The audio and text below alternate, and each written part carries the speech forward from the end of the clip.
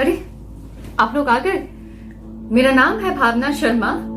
कविताएं लिखती हूँ, पढ़ती हूँ, सुनाती हूँ और आज कुछ अपने काम में व्यस्त थी।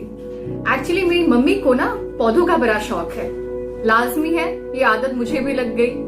उन्हें ये कांटेदार पौधे ना बड़े पसंद है क्योंकि ये किसी भी मौसम में खिल जाते हैं। साथ ही इसके जो फूल हैं वो बड़े सख्त होते हैं, वरना इन कांटों के साथ रह पाना क्या आपको इतना आसान लगता है?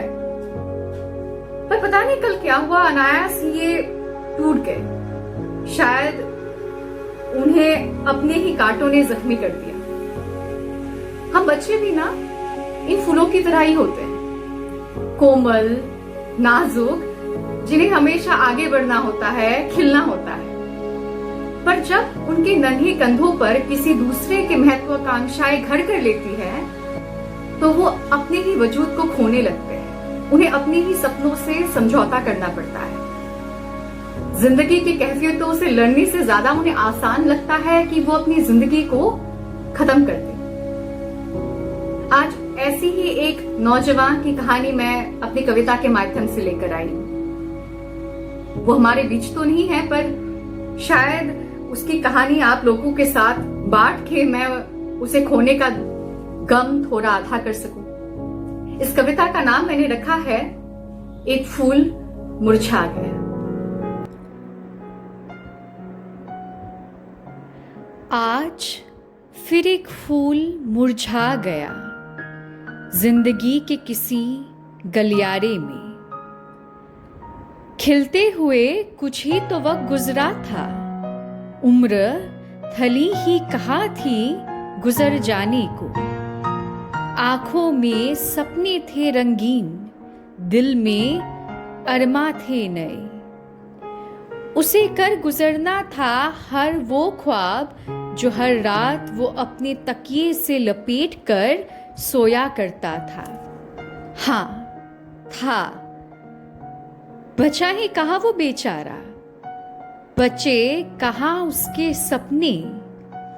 तुमने ही तो कुचला था, याद करो, जब भी तुम उसकी नाकामयाबी पर हंसा करते थे, जब भी तुम उसकी कामयाबी पर और ज्यादा कहकर उम्मीद जताया करते थे।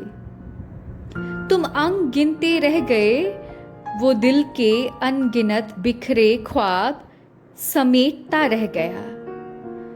तुम वक्त के मायने समझाते रह गए, वो तुमसे कुछ वक्त की उम्मीद रखता गया। तुम्हें ना सब कुछ बढ़िया चाहिए था, पर कैसे हो सब ठीक? बस एक फॉर्मेलिटी थी। तुम्हें भविष्य की चिंता थी, पर तुम्हें कहाँ फर्क पड़ा कि उसे उस पल से घुटन थी। ये कैसा दस्तूर है दुनिया का, भविष्य की पीढ़ी भविष्य से ही डरती है। स्कूल, कॉलेज, फिर यूनिवर्सिटी उसे हर मामले में टॉप रहने की सीख देती, पर मन के रावण को मिटाने का रामबाण उसे कोई नहीं बतलाता। याद करो वो चीखे जब तुमने उसकी जान, उसका गिटार जबरदस्ती उससे छीना था। याद करो वो रोनी सूरत जब तुमने लड़के नहीं ठुमकते कहकर उसके घुंघरू जमीन पर पटके थे। याद करो जब साइंस नहीं होम साइंस कहकर एक भावी काबिल इंजीनियर को बनने से पहले ही तुमने दबा दिया।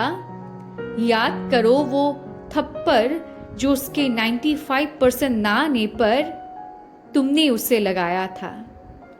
याद करो वो बेइज्जती जिसमें पड़ोसियों के बच्चों की मिसालें दी जाती थी। याद करो वो हर अधूरी बात जिसमें उसकी राय मायने ही नहीं रखती थी। क्या बनना है उसको, ये डोर क्यों कब तक किसी और के हाथ। ख्वाब उसके हैं पर रास्ते तुम्हारे, जिंदगी उसकी है पर फैसले तुम्हारे। परिवार, दोस्त, गुरु ये समाज, उसे जरूरत है आपकी। इसी जरूरत को मजबूरी और फिर डर में बदलने का जिम्मेदार आखिर कौन है? आज उसकी खुदकुशी पर सब क्यों मौन है? अगर आपको मेरी कविता पसंद आती है, आप इससे रिलेट कर पाते हैं, या आप किसी ऐसे व्यक्ति को जानते हैं जो इस परिस्थिति से गुजर चुके हैं, या आप खुद इस संघर्ष को जी चुके हैं, तो अपनी कहानी मुझसे जरूर शेयर करिएगा। मुझे आपकी कहानियां सुनकर बड़ी खुशी होगी।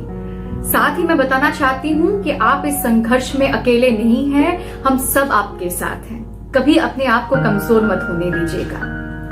साथ ही इस विश्व आपदा के समय में आप सब अपने परिवार के साथ घर में सुरक्षित हैं, मैं इसी की आशा करती हूँ। और भी मेरी कविताएं सुनने के लिए सब्सक्राइब करना बिल्कुल मत भूलिएगा। इस कविता ने अगर आपके दिल को छुआ है तो इसे बिल्कुल शेयर करना भी मत भूलिएगा। मैं फिर से आऊंगी एक नई कविता के साथ, तब तक के लिए अलविदा।